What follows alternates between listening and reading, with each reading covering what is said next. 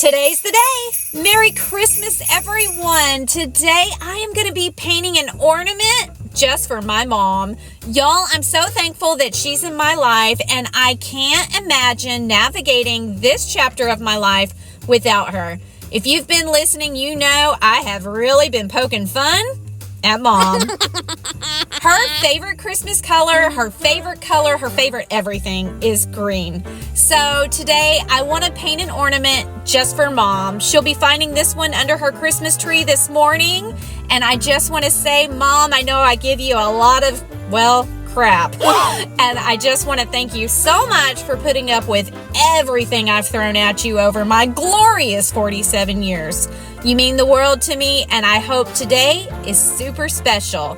I love you very much. Enjoy this video.